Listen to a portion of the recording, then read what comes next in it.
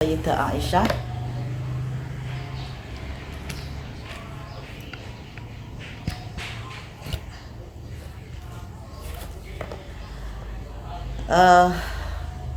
Sebelumnya sengaja pada pagi ini saya memakai jilbab. Ini bukan mengendorse, tapi ini terima kasih sama Neng Hilma atas jilbabnya ini.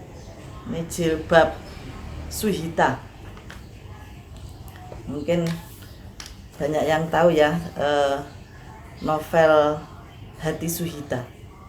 Nah, ini dari novel tersebut kemudian Neng Hilma juga membuat jilbab. Nah, ini sangat bagus, ada wayangnya di sini. Saya sangat suka sekali. Terima kasih Neng Hilma Anis.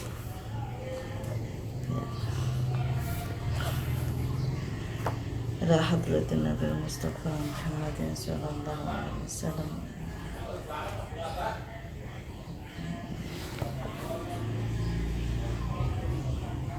Al-Fatihah. A'udzu billahi minasyaitonir rajim. Bismillahirrahmanirrahim.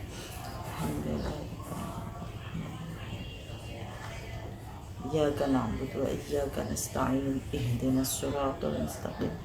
Siratal ladzina an'amta 'alaihim ghairil maghdubi 'alaihim waladdallin.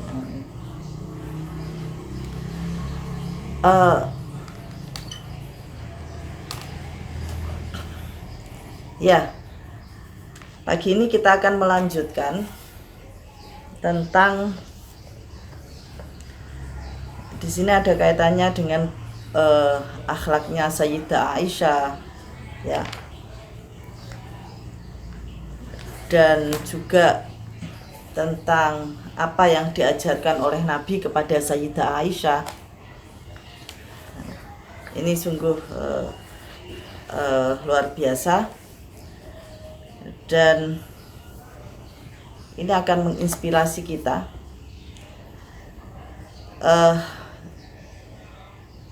Mudah-mudahan ini bisa mendapatkan, kita bisa mendapatkan barokah dari ilmu beliau Sayyidah Aisyah, dan juga tentunya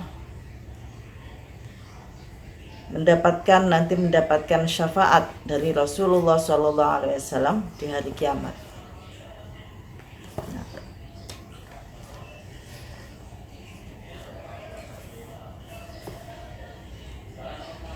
Ini pertama saya akan membacakan tentang apa yang dipelajari oleh Sayyidah Aisyah dan kemudian apa yang diajarkan oleh Rasulullah SAW. Yang pertama tentang surat Al-Quran. Toha awwalu suratin tata'allamuha minal Quran. Toha, surat Toha di juz 16. Awwalu suratin itu adalah surat yang pertama kali.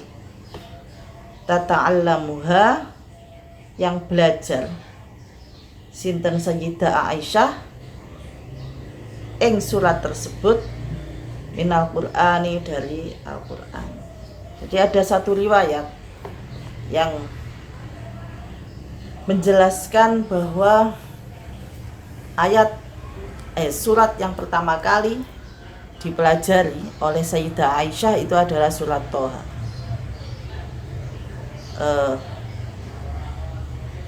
Dipelajari itu artinya tidak sekedar dibaca, tetapi juga dipahami, ya, isi dan kandungan dari surat tersebut. Bagaimana hadisnya ini? Wa'an Urwata, dan hadis diriwayatkan dari Urwah an Aisyah, saking Aisyah, dari Aisyah radhiyallahu anha, qalat, Aisyah berkata, awwalu suratin, adapun surat yang pertama kali, ta'allam tuha, yang aku belajar atas surat tersebut, minal Qur'ani dari Al-Qur'an, Toha iku Toha. Ada gangguan sedikit. Saya ulangi. Wa an Urwata, hadis dari Urwah, wa an Aisyah dari Aisyah, Sayyidah Aisyah radhiyallahu anha, qalat, Sayyidah Aisyah berkata, awwalu suratin, utawi atau adapun surat yang pertama kali, ta'allamtuha, yang mempelajari, siapa aku Aisyah, ha ing surat minal Qur'ani saking Al-Qur'an, Toha iku surat Toha. Fakuntu, maka aku atau ono sapa ingsun, ing qultu, ketika membaca, siapa saya, ketika saya membaca atau saya berkata, Toha ma anzalna 'alaikal Qur'ana litashqa. Ketika saya membaca, maksudnya surat Toha ayat 1 dan 2 itu. Ingkultu orang moco sapa ingsun, maksudnya bukan ketika. Ingkultu orang moco sapa ingsun, Toha ma anzalna 'alaikal Qur'ana litashqa, illa qala, kejaba bersabda, kecuali Nabi bersabda sallallahu alaihi wasallam, la syakiti, jangan memperberat engkau ya Aisyah, wahai Aisyah. Ibnu Asakir, hadis diriwayatkan oleh Ibnu Asakir. Hadis ini menegaskan, menjelaskan, ya, bahwa pertama tentang surat yang pertama kali yang dibaca atau dipelajari artinya tidak sekedar dibaca tetapi dipahami isi kandungan dari surat tersebut adalah surat Toha. Maka setiap Sayyidah Aisyah membaca Toha ma anzalna 'alaikal Qur'ana litashqa, ya, ketika setiap Sayyidah Aisyah membaca itu, Nabi itu selalu mengomentari gitu ya, la syakiti ya Aisyah, hai Aisyah, sudah tahu ada ayat itu, kamu jangan memperberat. Apa maksudnya ini? Nah, ini ada ceritanya. Jadi dulu sebelum ayat itu, nah, kira-kira ya maksudnya sebelum ayat itu, Nabi beribadah ini sangat-sangat bisa dikatakan ibadah sampai misalnya semalam itu sholat malam, tidak pernah sare gitu ya, kira-kira begitu. Nah, kemudian orang-orang musyrik Quraisy itu sampai berkomentar, ya Allah, kamu itu gimana ya Muhammad, ayat itu, Al-Quran itu turun ternyata hanya untuk membuat kamu susah. Maksudnya susah dalam hal ini berat dalam beribadah.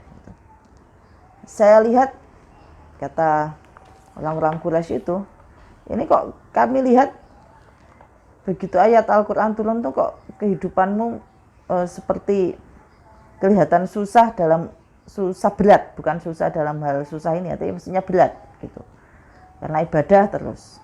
Maka turunlah ayat itu, ma anzalna 'alaikal Qur'ana litashqa.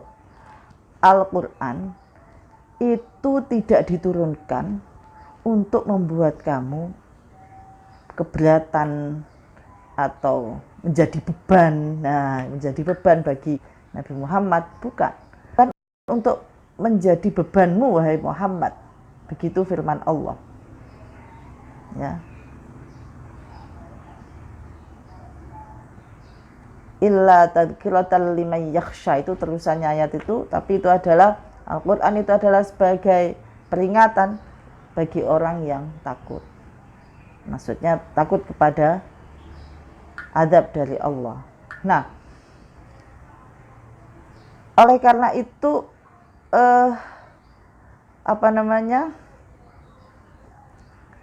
kenapa Nabi kemudian selalu berkomentar seperti itu kepada Sayyidah Aisyah? Ini untuk mengingatkan Sayyidah Aisyah bahwa Al-Quran atau yang di dalam Al-Quran ini kan ajaran Islam.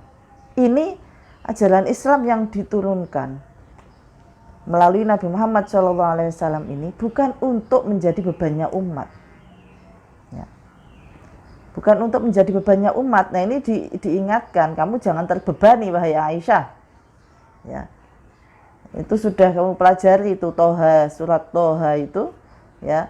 Ma anzalna 'alaikal Qur'ana litashqa, bukan untuk menjadi beban sehingga kamu merasa berat dengan beban dari ajaran Islam itu. Saya ingat beberapa waktu yang lalu pengajiannya Gus Mus, ya. Saya mengikuti di Facebook ini bahwa ajaran Al-Quran, ajaran Islam yang dibawa oleh Nabi Muhammad ini pada dasarnya itu sudah sangat mudah gitu. Nah, sehingga mestinya kita ini menjalani agama itu jangan sampai merasa terbebani. Dan juga jangan memberatkan diri sendiri, ya. Memberatkan diri sendiri yang padahal itu mungkin bukan itu maksud dari agama Islam. Sehingga ini ya, setelah ayat itu turun misalnya, yang asalnya Kanjeng Nabi itu semalaman begitu ya, qiyamul lail atau sholat ya, semalam suntuk, maka dengan adanya setelah turun ayat itu Kanjeng Nabi ya sholat juga kemudian sare. Artinya istirahat ini juga sesuatu yang harus diperhatikan. Saya ingat ada hadis lain ya.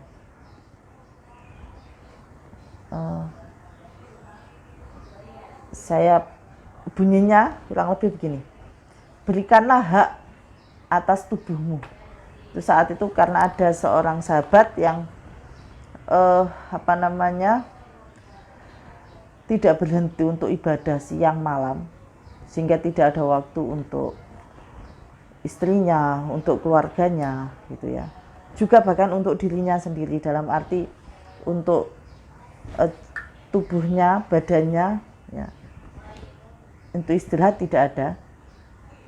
Nah, sehingga ini ada yang mengadukan pada Nabi, lalu Nabi menjawab, jangan seperti itu. Dalam beragama jangan seperti itu. Ya. Harus sesuai dengan porsinya masing-masing. Juga harus sesuai dengan porsinya dalam agama itu. Jadi jangan sampai membuat berat gitu ya. Nah, itu ini yang diingatkan oleh Nabi kepada Sayyidah Aisyah ya, setiap Sayyidah Aisyah membaca surat Toha itu, awal surat Toha. Jadi itu ayat 1 dan ayat 2, terutama yang kaitan dengan tadi ya, bahwa Al-Quran alias di situ adalah ajaran Islam, diturunkan bukan untuk menjadi beban bagi umatnya ya. Itu sama sekali bukan menjadi beban. Nah, ini juga bisa kita teladani gitu ya, dan kita ingat-ingat bahwa jangan sampai kita merasa sangat sulit gitu untuk menjalankan agama gitu ya. Kemudian ini ada lagi hadis tentang, kalau tadi tentang bagaimana Nabi mengajarkan isi kandungan ayat Al-Quran, dan ini tentang doa. Doa apa yang diajarkan oleh Nabi kepada Sayyidah Aisyah? Tentunya banyak. Nah, ini salah satunya. Wa an Ummi Kulthum binti Abi Bakrin. Nah, Ummi Kulthum ini saudaranya Sayyidah Aisyah. Ya. Namanya Ummu Kulthum. Ini saudara perempuan, saudara kandung. Ya. Ummi Kulthum bintu Abi Bakar. Jadi ini meriwayatkan dari perempuan ke perempuan gitu ya. An Aisyah, saking Aisyah radhiyallahu anha, anna Rasulullah, bahwasanya Sayyidah Aisyah bercerita bahwasanya Rasulullah sallallahu alaihi wasallam allamaha, mengajari, Rasulullah mengajari kepada Sayyidah Aisyah hadat du'a, berupa doa ini, ing ikilah doa. Apa doanya? Allahumma inni as'aluka minal khairi kullihi ajilihi wa ajilihi. Ya. Ini doa ini biasanya dibaca bagi jamaah haji atau umroh ketika melaksanakan tawaf. Ini saya ingat ini doa ini apa namanya? Selesai tawaf kalau tidak salah ya. Ini doa biasa dibaca bagi jamaah haji atau umroh. Allahumma, wahai Allah, inni as'aluka, aku meminta kepadamu.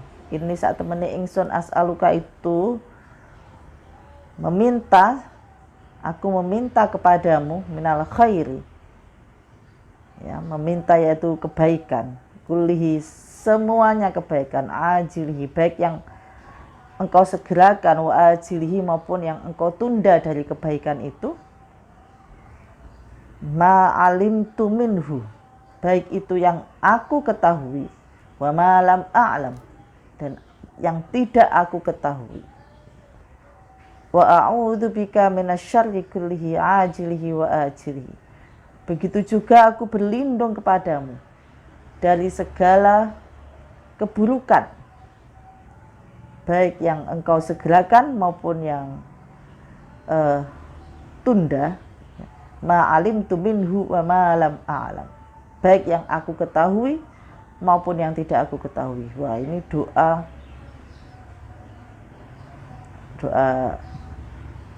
luar biasa ini, bahwa apa namanya,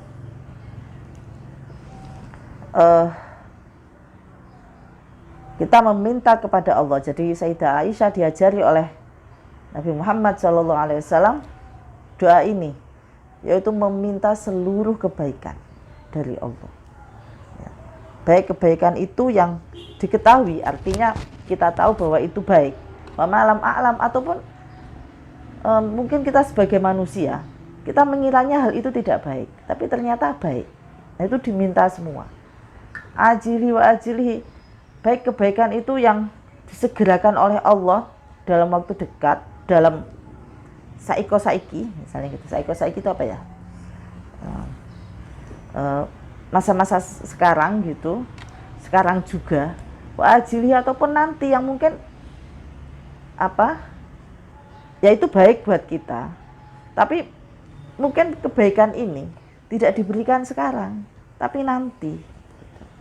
Maka mungkin ada ungkapan apa? Akan indah pada waktunya itu ya. Akan indah pada waktunya itu. Nah, ini mungkin terinspirasi dari doa ini, bahwa apa, kebaikan itu ada yang memang disegerakan oleh Allah, ya. Ada yang nanti. Karena apa ya? Allah pasti tahu the right time, timing yang pas itu kapan. Gitu. Bisa jadi itu baik, tapi kalau diberikan ke kita sekarang mungkin malah menjadi tidak baik. Gitu. Ya. Begitu juga kebaikan itu yang kita ketahui atau tidak kita ketahui. Ya.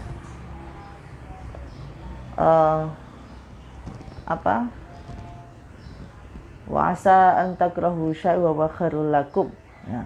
Bisa saja itu hal yang kita tidak sukai, tapi ternyata itu adalah suatu kebaikan bagi kita. Dalam firman Allah tadi ya, wa asa an takrahu syai'an wa huwa khairul lakum. Nah. Dan juga sebaliknya kita juga berlindung kepada Allah agar kita terlindung dari segala kejelekan, keburukan. Baik keburukan itu yang kita tahu atau yang tidak kita tahu. Kita tahu ini buruk atau kita mengira ini tidak buruk, tapi ternyata buruk bagi kita. Ajili wa ajili, yang keburukan itu ada sekarang atau nanti adanya. Nah, kita berdoa agar terhindar dari keburukan itu semua. Nah, kemudian masih ada lagi doanya, Allahumma inni as'aluka min khairi ma sa'alaka abduka wa nabiyyuka. Nah, ini juga doa dahsyat. Saya juga suka sekali dengan doa ini. Suami saya juga suka, suami saya apalagi sangat-sangat suka doa ini.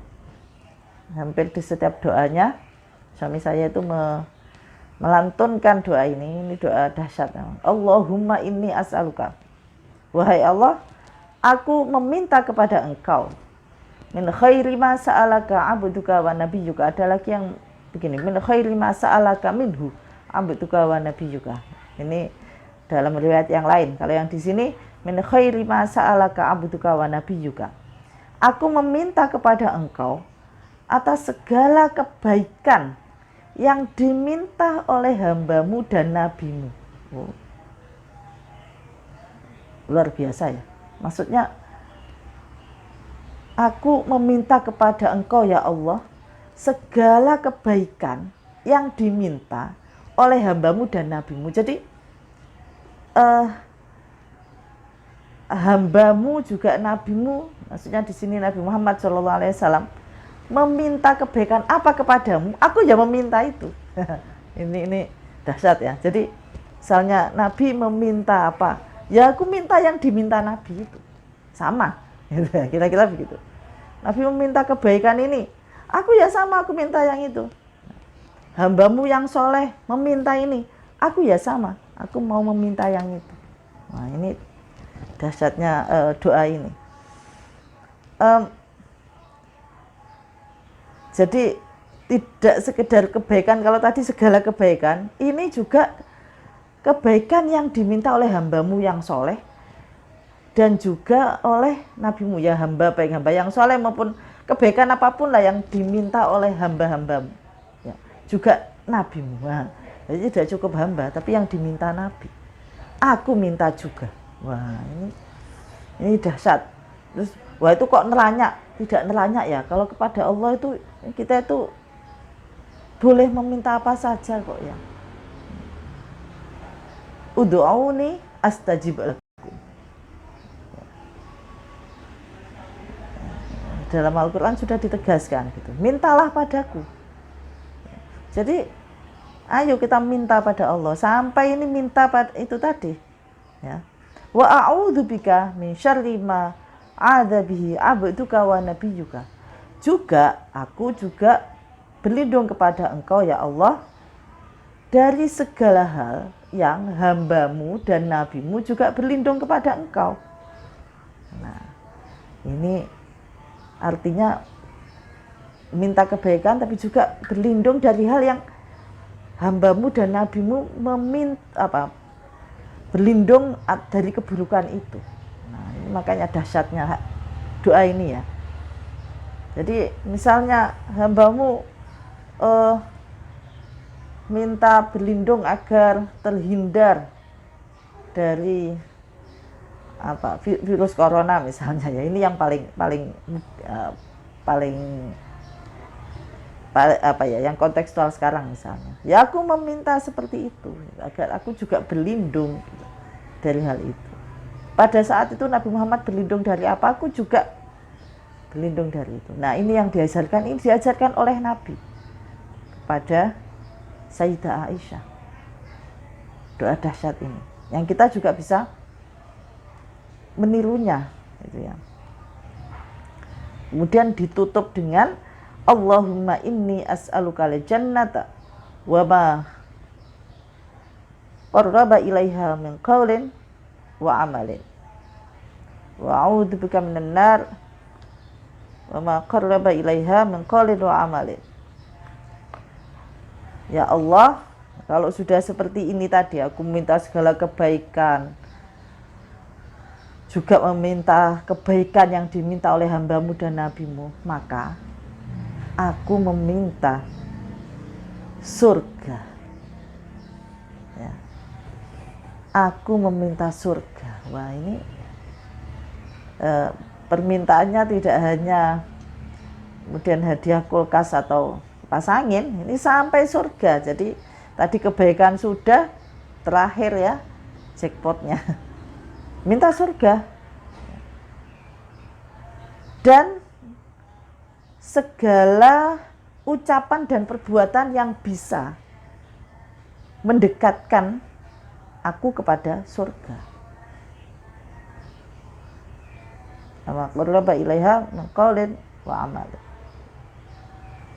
Jadi untuk menuju surga itu pastikan tentunya masuk surga itu pasti rahmat Allah, tetapi tetap kita ada syarat syariatnya yang mendekatkan kita kepada surga itu. Aku minta itu, segala hal ucapan ataupun perbuatan yang bisa mendekatkan aku pada surga. Wa a'udzubika minan nar wa ma qarraba ilaiha min qaulin wa amalin. Juga tapi aku juga berlindung dari neraka dan segala perbuatan dan ucapan yang bisa mendekatkan aku pada neraka. Itu juga berlindung dari sana. Nah, kemudian dipungkasi dengan wa as'aluka an taj'ala kulla quda'in li khairan wa as'aluka, dan aku meminta kepada Engkau ya Allah an taj'ala, agar Engkau menjadikan kulla quda'in, ya, setiap qada, takdir, li, ya, bagiku khairan, yang kebaikan. Nah ini super dahsyat ini. Jadi meminta kepada Allah agar segala takdir qadar ya, kodoknya Allah ini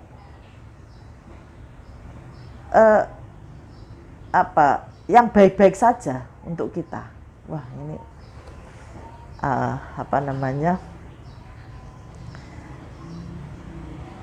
luar biasa doa ini.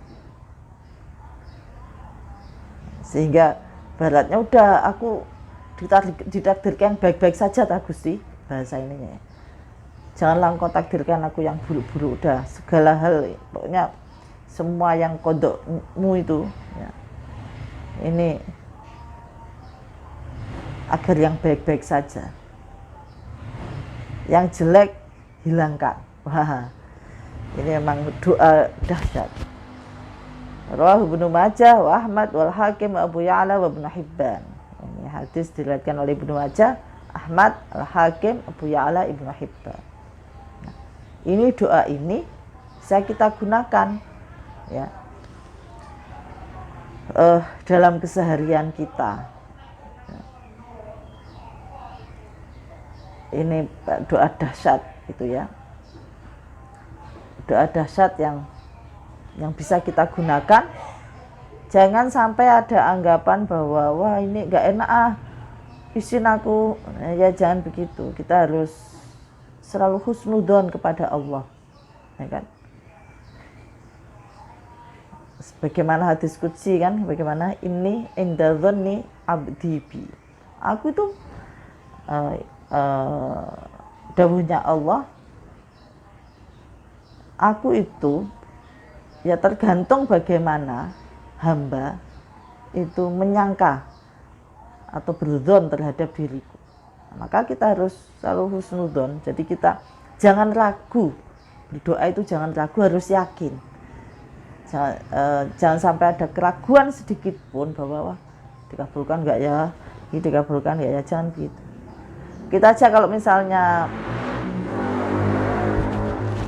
kita meminta kepada ya orang tua misalnya atau siapa gitu ya, kita ragu, biasanya juga orang yang akan memberi itu juga ragu juga gitu. Niat nggak sih gitu ya, kamu itu niat nggak gitu ya, kayaknya nggak serius, kata anak sekarang cius ya kata anak sekarang cius nggak gitu. Nah, maka kalau berdoa ya serius, ini tadi doa yang sangat serius ya. Wah itu kok neranya, enggak neranya, ini doa super dahsyat gitu. Justru kita sangat yakin kepada Allah, gunakan doa ini. Nah, ini yang diajarkan oleh Allah kepada Sayyidah Aisyah. Oke, sekarang kita beralih kepada akhlaknya Sayyidah Aisyah. Ternyata Sayyidah Aisyah itu selain cerdas, kreatif, aktif, dan tif-tif yang lain itu ya, inspiratif, inovatif. Ini juga terkenal dengan kedermawanannya, lomo. Menjadi lomo itu sebenarnya tidak nunggu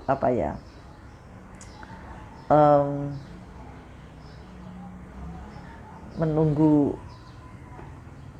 kita punya kelebihan harta misalnya. Lomo itu memang sifat ya yang sebenarnya bisa kita tumbuhkan, bisa dilatih. Kapan melatihnya? Ya sejak kecil bisa dilatih itu. Sifat lomo itu, sifat dermawan. Nah ini ada cerita. Wa'an Ya'ish bin Tukhfah bin Ibni Qais al-Ghifari qala kana ana sapa abi, bapaknya Ya'ish, yaitu Tukhfah berarti, min ashabis suffati, itu termasuk ashabus suffah. Ashabus suffah itu para sahabat muhajirin yang sangat miskin, tidak punya tempat tinggal, tidak punya kerja, tidak punya keluarga, sebatang kara. Nah ini dulu tinggalnya di bahasa sekarang emperan masjid, ada atap begitu ya, di Masjid Madinah dulu itu memang awalnya mereka tinggal di belakang masjid gitu, di mihrab. Kemudian ketika ada kiblatnya pindah dari Baitul Maqdis ke Baitullah, ke Ka'bah itu, lalu kemudian mereka istilahnya ya udah sama Nabi ditempatkan di ada emperan masjid itu yang ada atapnya. Jadi mereka ahli sufa ini benar-benar fuqara ya. Jadi kalau miskin itu kan masih mending, nih fakir. Jadi fakir itu di bawahnya miskin. Pada masa Nabi menurut riwayat itu ada sekitar 70 yang termasuk ahlus suffah ini. Ini benar-benar orang fuqara ya, orang fakir ya, bukan orang punya terus tinggal di masjid, lain lagi gitu ya. Ini memang benar-benar ya nggak punya rumah, dan juga nggak punya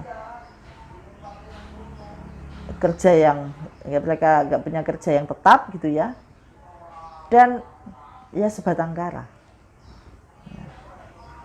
Nah, siapa kemudian yang menghidupi mereka? Ya para agniya atau orang-orang yang peduli pada mereka ketika ke masjid, mereka bawakan makanan, ya istilahnya untuk mereka bisa survive gitu. Nah, ini harus dipahami benar-benar fakir ya, bukan kemudian misalnya kita tiba-tiba aku tinggal di masjid, tapi sebenarnya kita punya keluarga dan kita mampu. Nah itu malah termasuk salah juga meninggalkan keluarga, malah yang mestinya kita tanggung jawab terhadap keluarga malah ditinggal gitu ya, untuk kemudian hidup di masjid. Saya kira itu juga tidak pernah dicontohkan oleh Rasulullah. Jadi Bunda, saya kan mencontoh Ahlus Sufa, beda. Ahlus Sufa itu memang secara ekonomi benar-benar sangat tidak mampu dan juga tidak punya keluarga, ya mereka makanya tinggal di situ karena nggak ada keluarga, nggak ada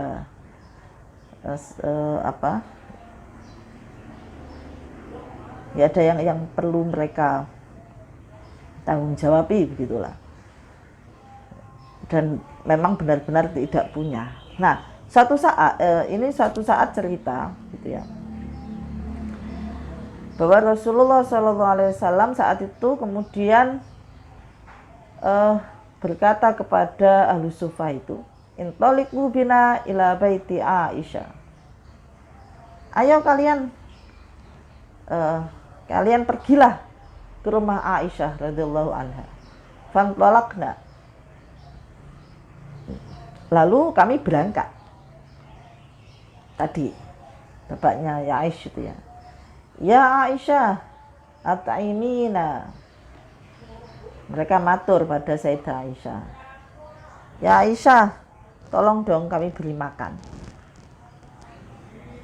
Fajaat, lalu Sayyidah Aisyah keluar membawa bihashishatin fa'akalna. Hashisah itu semacam tumbuh-tumbuhan, saya juga kurang tahu seperti apa, tapi katanya semacam rumput atau apa ya, tumbuh-tumbuhan lah, sayur gitu lah, sayur mayur gitu lah kira-kira ya. Look, ada sayur ya, tetap ada di Arab itu, tapi bukan kemudian sayur seperti kita ini yang di sana, yang tumbuh di sana itu ya rumput-rumput itu. Fa'akalna, lalu kami makan. Jangan tanya dimasak apa, ini tidak ada keterangan ya. Jangan tanya itu dimasak apa ya, ini saya juga tidak tahu karena hadis ini bukan tentang kuliner, kecuali kalau bukan tentang kuliner saya tidak tahu. Kemudian itu makola, lalu tadi Tukhfa tadi tanya lagi, ya Aisyah at'imina, waduh kalau rumput tok ya kurang, kira-kira begitu mungkin ya, minta lagi.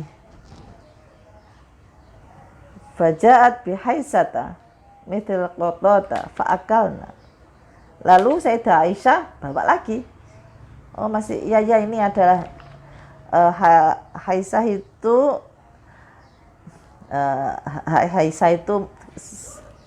apa, kurma yang dicampur dengan minyak gitu ya, terus diulet gitu ya, diadoni menjadi adonan, diaduk-aduk gitu ya, sehingga rasanya itu seperti daging, katanya ini ya, saya juga belum pernah nyoba, coba nanti yang mau nyoba, seperti daging merpati. Wow, lezat ya. Wah ini puasa-puasa masih pagi. Jadi kurma diaduk dengan minyak itu, minyak samin. Di situ minyak samin itu bukan minyak-minyak ini ya, tapi semacam kayak butter gitu ya. Kalau sekarang mungkin seperti butter gitu, atau mentega, semacam itu. Jadi di Arab tuh ada yang seperti itu, yang dan diaduk begitu. Lalu rasanya, nah itu akan seperti itu tadi. Kotoh itu burung, bukan burung dara, tapi itu semacam anak burung yang rasanya yang seperti burung dara. Nah, itu namanya kotoh. Nah, seperti itu rasanya, ya. Ya ini makanan, ini kan makanan khas Arab ya, jadi kita juga mungkin sulit untuk membayangkan. Mungkin kalaupun mencoba mungkin juga tidak sama persis gitu. Semakola setelah itu, ya Aisyah, iskina, sekarang aku minta minum. Kami minta minum, kami ini kan banyak. Fajat lalu Sayyidah Aisyah membawa biqadahin saghirin fasyaribna, membawa satu ya tempat kecil gitu, entah ceret atau apa gitu ya. Lalu mereka semua minum.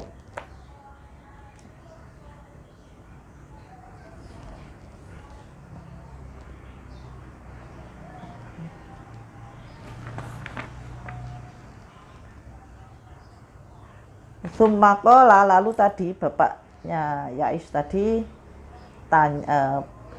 ngomong ke tadi ya ahlu sufa yang lain, in syi'tum bitum wa in syi'tum in tolaktum ilal masjid. Ya udah, ini sudah selesai, gimana, masih mau di sini atau kalian kalau mau ya ayo pada ke masjid. Wala fa bainama ana muttaji'un fil masjidi minas sihri ala batni. Ini konteks hadis yang jadi ada dua jalan di sini. Yang pertama bagaimana Sayyidah Aisyah ini memperlakukan ahlu sufah dengan sangat kedermawanannya. Yang kedua ini ada larangan begitu ya. Kalau tidur itu mengkurep atau tidak mengkurep, pokoknya perutnya ditempelkan di lantai gitu ya. Bisa tidur miring yang perutnya itu nempel di lantai, atau mungkin tengkurap perutnya itu nempel di lantai. Idza rajulun yuharrikuni birijlihi. Nah, ketika dia itu Tukhfah tadi tidur seperti itu ya. Ketika di masjid, mereka semua dari Sayyidah Aisyah akan balik ke masjid. Terus karena merasa sakit di perutnya, nah menempelkan perutnya di lantai sambil tidur begitu. Lalu tiba-tiba kok ada yang kakinya digerak-gerakkan tuh, ini siapa yang menggerak-gerakkan kakiku? Ternyata Rasulullah. Inna hadhihi daj'atun yabghaduhallah. Tidur seperti ini enggak disukai oleh Allah. Qala fa nadartu fa idza Rasulullah. Ini siapa tuh yang tadi yang terus kok dawuh seperti itu, siapa? Ternyata Rasulullah. Nah, ini yang kedua, bahwa ketika di masjid ya, etikanya jangan sampai kita tidurnya itu sampai kemudian perutnya kita ditempelkan di lantai gitu. Ini sebagai etika ya. Nah, tapi kita tadi fokusnya adalah kepada bagaimana Sayyidah Aisyah memperlakukan ahlu suffah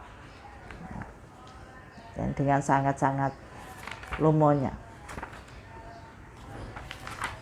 Nah, pada hadis yang lain juga dijelaskan Aisyah tukrimu duyufahu fi ghiyabi. Sayyidah Aisyah ini sangat menghormati, memuliakan tamunya, bahkan ketika Nabi tidak ada di rumah. Wa an Asim bin Laqit ibni Sobrah an abihi saking bapak Asim, yaitu dari Lakit. Pola ndika sinten Lakit, kuntu on ada siapa saya ono sopo ingsun wafidu Banil Muntafiqi, delegasi Banil Muntafiq, Aufi wafdi Banil Muntafiqi, yaitu saya saat itu merupakan salah satu dari delegasi Bani Muntafiq ila Rasulillahi, untuk menghadap kepada Rasulullah Sallallahu Alaihi Wasallam. Pola Lakit berkata, falamma qadimna ala Rasulillah, ketika kami sampai kepada Rasulullah Sallallahu Alaihi Wasallam, sowan pada Rasulullah, sudah sampai di dalam beliau. Falam nusadifhu fi manzilihi, falam nusadifhu, maka kami tidak menjumpai Rasulullah fi manzilihi, di rumahnya. Nah, ini cerita. Jadi gini, Rasulullah itu kan ketika di Madinah beliau tidak hanya nabi, tapi juga adalah kepala negara, pemimpin pemerintahan juga ya. Nah, sehingga beliau itu mungkin hampir tiap hari ya sering, saya tidak tahu apakah hampir tiap hari atau berapa kali frekuensinya, tapi sering sekali ada delegasi ya yang sowan kepada Nabi. Ya pastilah ya, seorang pemimpin mulai dari, mungkin sekarang ini mulai dari Pak RT saja pasti banyak orang yang sowan gitu ya, mau ngurus KTP atau apa gitu ya, atau mau melaporkan kondisi di daerahnya ke kepala desa juga, misalnya ini perwakilan dari RT 1,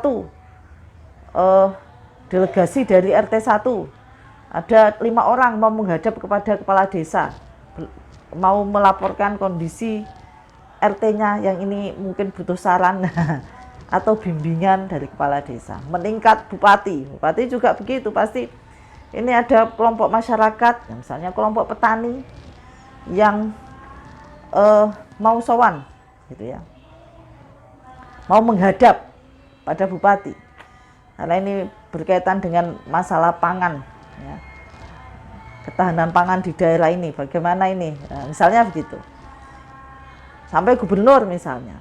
Nah, kelompok masyarakat apa gitu ya, perwakilan guru menghadap pada gubernur misalnya,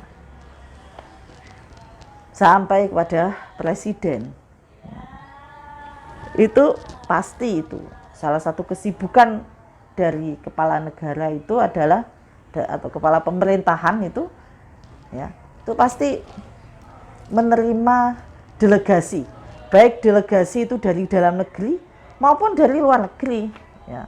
Nabi dulu juga sering menerima delegasi dari luar negeri, dari luar Arab gitu ya.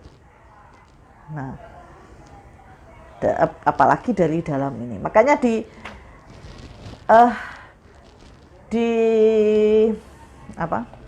sekitar rumah Nabi yang sekarang menjadi Raudhah itu, di Masjid Madinah, Masjid Nabawi di Madinah, itu kan ada tiang-tiang atau ustuwanah. Nah, salah satu tiangnya itu ada yang namanya ustuwanah al-wufud, tiang delegasi. Apa maksudnya tiang delegasi?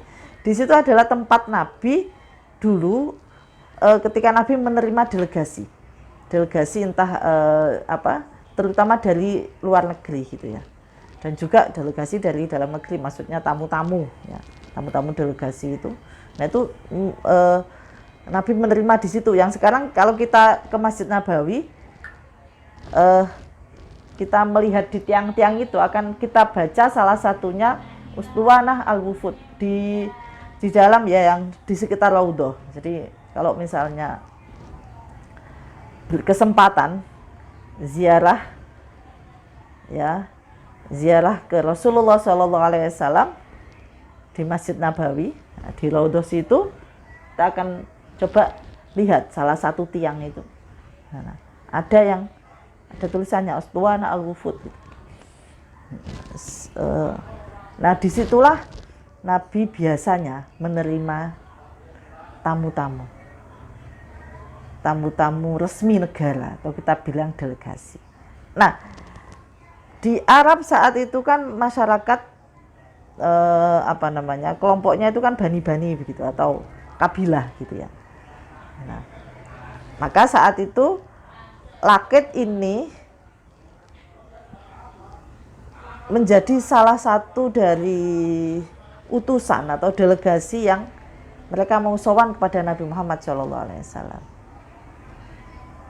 Nah, ketika mereka mau sowan sudah sampai di sana, ternyata loh Nabi nggak ada. Ya, loh kok nggak WA dulu belum ada WA ya. Kok nggak pakai email dulu, nggak ada email. Kalau sekarang kita kan mau mungkin kita mau menghadap bupati gitu ya, atau presiden atau gubernur, kita bisa kirim surat dulu gitu, atau email atau apa, ada waktunya jam berapa.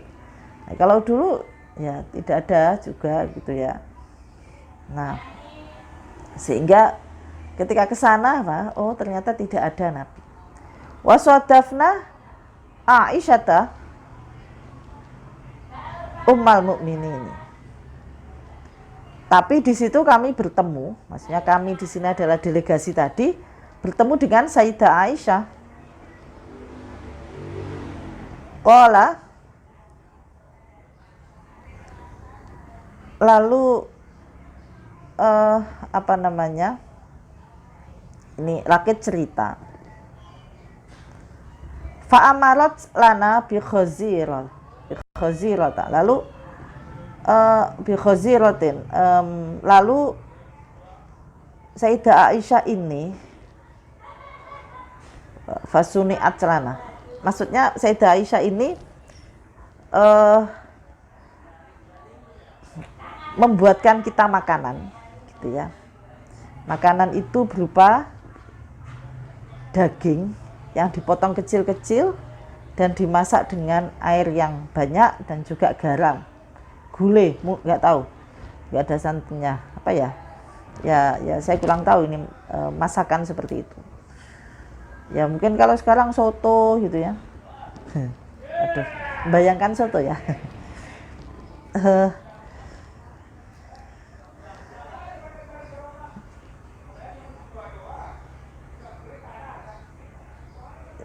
Kemudian dikasih tepung, berarti ini gulai ini. Ya, caranya kemudian kasih tepung di situ. Nah mungkin ini gulai, dibuatkan gulai gitu ya. Oh, gulai kan lama. Ya mungkin dulu tidak lama, saya kurang tahu. Yang jelas itu tamu itu tadi tidak dibiarkan, Nabi nggak ada pulang, nggak begitu ya. Ini dari jauh ya, maksudnya ya dulu kan belum ada kendaraan, mereka harus naik unta gitu ya, atau jalan kaki untuk menuju dalam Nabi, sehingga tamu jauh-jauh seperti itu tidak kemudian loh kok udah ada Nabi kamu kok kesini, pulang saja, tidak, tapi disuguhi ya. Wala wa utina bikinain fihi tamrun. Lalu setelah itu juga Sayyidah Aisyah juga menyuguhi tadi daging itu tadi juga ada kurma juga. Jadi tadi daging sudah, kemudian juga disuguhi kurma. Abu Dawud. Nah, Nah, ini rawahu Abu Dawud, diriwayatkan oleh Abu Dawud, ini menunjukkan ya bagaimana etika kita sebagai tuan rumah. Kalau ada tamu, kemudian mencari siapa, di situ tidak ada, ya jangan, oh nggak ada, pulang saja ya atau gimana. Tapi etikanya adalah, apalagi kalau tahu kita, kalau tamunya itu dari jauh, ya harus kita hormati dengan apa? Dengan nyuguh, entah ya apa semampu kita gitu ya. Kita punya apa di situ kita suguhkan. Nah, kebetulan Sayyidah Aisyah itu punya daging saat itu, lalu disuguhi. Saya ingat, luar apa namanya ya, maksudnya saya ingat, saya menjadi terharu, mungkin ini bagian dari keluarga tersebut menjalankan apa ya, mereka menjalankan hadis ikramud duyuf. Karena ada itu hadis juga kan yang man kana yu'minu billahi wal yaumil akhir fal yukrim dhaifahu. Nah, ini ukuran seseorang beriman kepada Allah dan hari akhir itu salah satunya adalah dengan bagaimana kita menghormati tamu. Nah, saya pernah satu saat karena tugas saat itu di Saudi gitu ya, yang mengharuskan kami bertemu dengan salah satu penduduk di sana. Yang penduduk itu asalnya dari dulu awalnya nenek moyangnya, tapi sudah puluhan tahun tinggal di Saudi. Tapi dulu nenek moyangnya berasal dari Pakistan. Nah, kami tugas itu mengharuskan kami untuk bertamu di situ. Kebetulan rumahnya di daerah Ji'ronah situ ya. Ji'ronah itu tempat mikot, jadi keluar dari Mekah sedikit gitu ya. Daerah yang berada di luar Mekah. Nah, tapi dekat dengan Mekah. Nah, kemudian di situ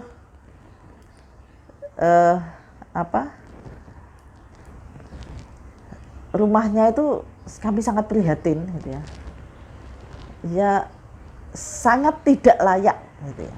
Karena satu rumah dihuni oleh 5 keluarga.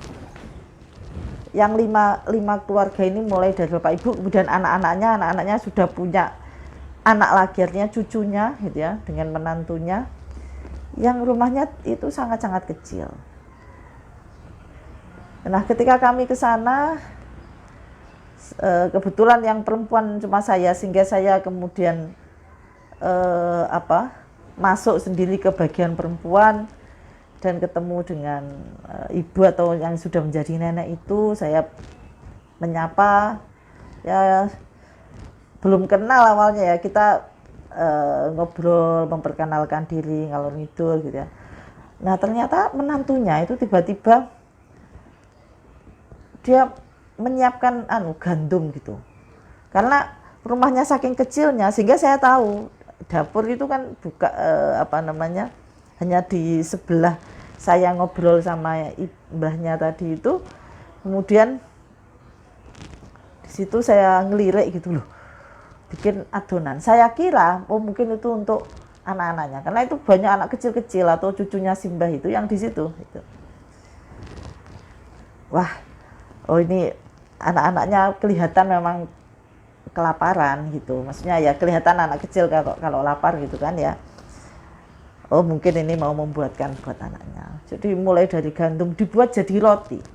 Sampai jadi roti gitu ya. Sampai jadi roti, dari tepung itu dibuat sampai jadi roti Arab yang tamis, itu namanya, yang tipis gitu. Setelah jadi satu nampan gitu ya, 2 nampan, yang satu nampan disuguhkan di yang tamu laki-laki ya, jadi tim kami itu di luar dengan yang tuan rumahnya laki-laki itu, kemudian yang satu disuguhkan ke saya. Saya kaget loh, saya bilang, sudah itu buat anakmu. Enggak, ini buat kamu, buat saya maksudnya. Nah, sementara anaknya itu disuruh makan kerupuk, jadi ada kerupuk kecil-kecil itu. Wah, saya itu kan ya gak mentolo makan itu sambil, waduh ya, ini akhirnya saya bagi, ini ya gimana kecil-kecil sambil melongo-melongo gitu banyak. Nah, sementara ibunya gitu ya, saking ingin menghormati tamu, kamu kan tamu kita gini-gini gitu ya, itu sampai kita dibikinkan itu tadi roti. Akhirnya saya bagi, saya ambil sebagian kecil, terus saya bagi-bagi, saya kasihkan ke anak-anaknya itu. Saya bilang, udah ini kan hak saya, kamu memberi saya, ya sekarang saya memberi ini. Nah, awalnya wah nggak usah tuh, nggak apa-apa, saya bilang itu. Udah ya, saya tetap makan, bagaimanapun ya kita juga harus itu kholus surur gitu ya. Kalau kita disuguhi itu kita harus itu kholus surur juga ya. Etika kita sebagai tamu itu juga harus menyenangkan tuan rumah dengan memakan itu. Sambil saya aduh kayak nggak mentolo gitu ya dengan kondisi rumah yang seperti itu, dan mungkin persediaannya itu satu-satunya ya tepung itu, tapi karena hanya untuk ikramud duyuf itu sampai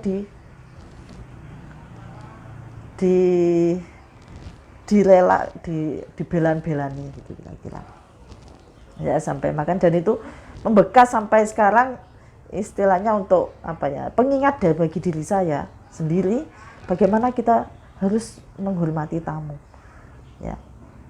Ini yaitu kita juga itu kan sesuai juga tadi dengan hadis Nabi ya, bagaimana ciri-ciri orang yang beriman itu adalah yang ikramud duyuf, menghormati tamu. Maka ini yang diceritakan Sayyidah Aisyah ini juga saya menjadi ingat cerita itu yang saya alami, bagaimana ada orang yang saking inginnya menghormati tamu apapun yang diberikan gitu. Nah, ini kan luar biasa. Maksudnya ini inspirasi bagi kita semua. Bahwa kalau kita memang beriman ya kita harus menghormati tamu. Nah, ini contoh bagaimana Sayyidah Aisyah menghormati tamu. Ya. Sayyidah Aisyah menghormati tamu di saat itu Nabi tidak ada, dan ada tamu istilahnya yang mau menghadap sowan gitu ya, utusan gitu, tamu resmi kenegaraan lah kira-kira. Gitu. Nah, Sayyidah Aisyah menghidangkan, membuat dulu baru dihidangkan itu daging. Nah, ya semoga kita bisa meneladani itu ya. Ya tadi seperti tadi yang ini banyak sekali cerita bagaimana Sayyidah Aisyah memang karena beliau sendiri dermawan dan juga Nabi juga dermawan. Nabi juga memotivasi Sayyidah Aisyah untuk selalu dermawan pada orang lain gitu ya, terutama ketika ada tamu harus itu. Nah, bahkan di sini ada cerita Abu Hurairah itu istilahnya mengenyangkan perutnya itu dari Sayyidah Aisyah, rumahnya Sayyidah Aisyah. Nah, tapi juga Nabi juga mengingatkan jangan sampai ketika ada tamu kamu merasa terbebani ya. Jangan merasa terbebani, itu ada dalam hadis yang lain. Wahai Aisyah, kamu jangan merasa terbebani kalau ada tamu. Tapi ya sudah, suguhkan yang kamu makan. Misalnya saat itu kamu punyanya ya tadi ya, seperti yang saya alami tadi misalnya. Ya punyanya mereka punya tepung yang kemudian dibuat roti, yaitu punyanya itu, jangan sampai kemudian sampai ngutang ke sana sini gitu. Ya. Nah, ya tadi kalau jangan sampai kemudian kita mengada-adakan gitu. Ketika kita ikramud duyuf itu, ya sudah, apa yang kita punya dan apa yang kita makan itu kita suguhkan gitu. Tapi juga pelit. Kita sebenarnya punya daging, untuk tamu udah kerupuk saja ya. Itu ya juga pelit gitu ya. Ya sudah, apa yang kita punya kita suguhkan. Sama dengan yang tadi itu. Cerita yang saya tadi itu, bahkan anaknya saja dikorbankan, anaknya disuruh makan kerupuk. Aduh, itu saya membekas sampai sekarang. Nah, itu pengalaman yang luar biasa yang saya alami maksudnya yang paling menyedihkan gitu ya. Ya untungnya saat itu memang kita datang memang untuk kita memberikan bantuan dari pemerintah Indonesia, meskipun mereka bukan warga negara Indonesia. Tapi ada suatu masalah yang buat kita harus membantu mereka gitu. Ya, ini tadi menyuguhi tamu, dan bagaimana kemudian etika kita ketika kita menghidangkan makanan pada tamu. Nah ini, wa Anisir bin Yahya an Thauban, hadis saking Thauban, annahu sak temene Thauban, jaa itu sowan sapa Thauban ilan Nabi maring Nabi sallallahu alaihi wasallam, faqaddama ilaihi ta'aman, lalu Thauban menghaturkan atau menghadiahi Nabi dengan makanan.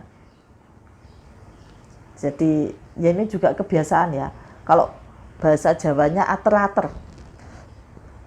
Ater-ater itu apa ya? Ya kita memberi ke orang lain gitu. Terutama orang yang kita hormati.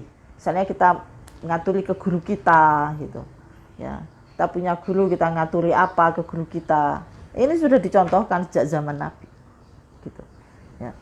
Mungkin ini memang saya merasa kok budaya ini semakin kesini semakin luntur. Ini harus ditradisikan lagi gitu ya. Bagaimana kita saling tidak harus makanan, tapi apa gitu yang kita saling memberi gitu dengan tetangga kita, dengan orang lain gitu ya. Apalagi kalau kita punya kelebihan makanan, ya udah kita bagi makanan. Nah ini Thauban saat itu ngaturi makanan pada Nabi. Wa qala li Aisyata, ya. Lalu Nabi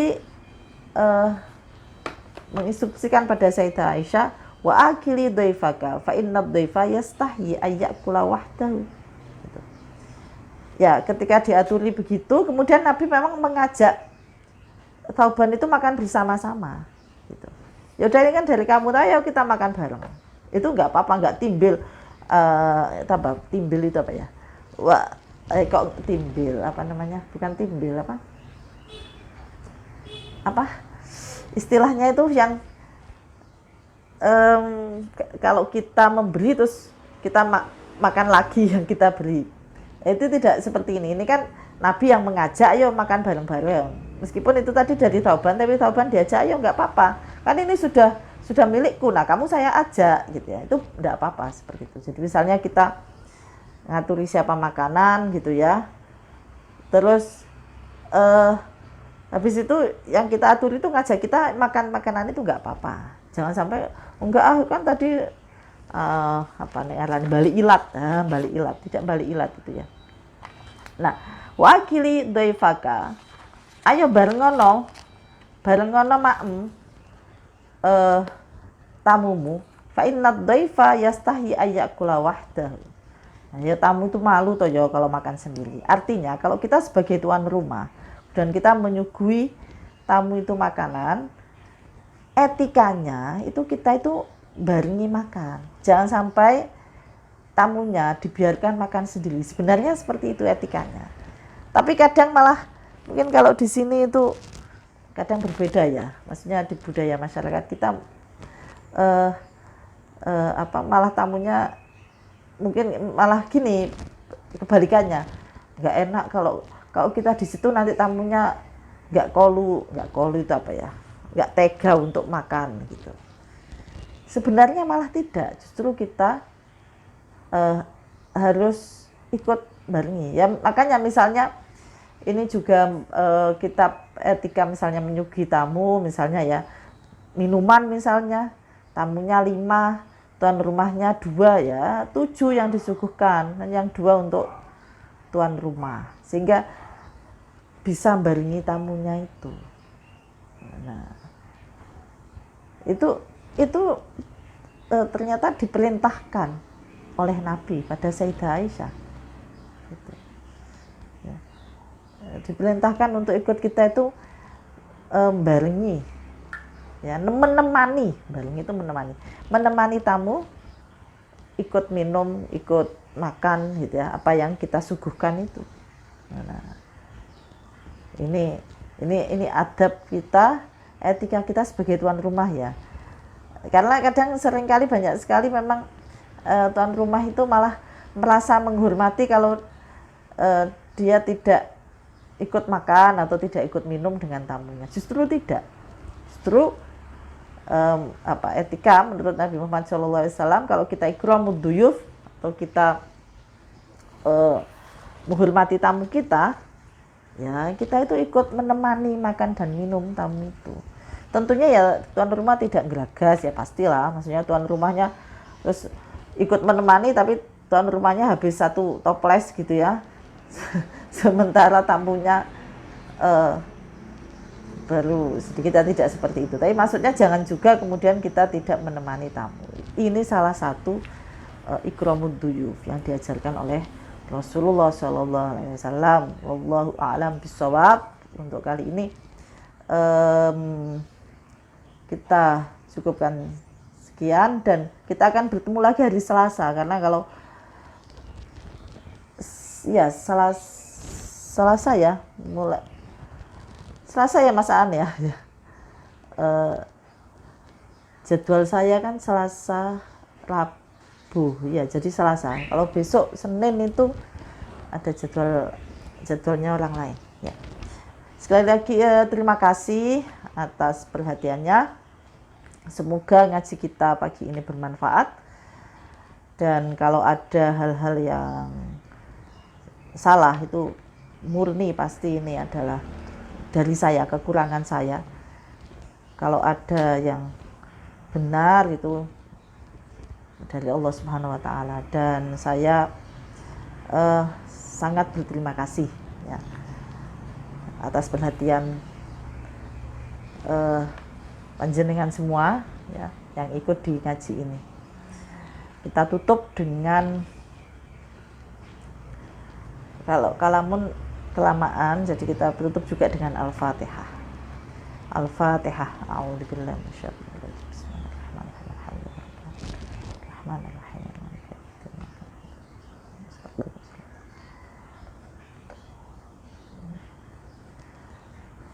Wallahu muwaffiq ila aqwamit thoriq. Wassalamualaikum warahmatullahi wabarakatuh.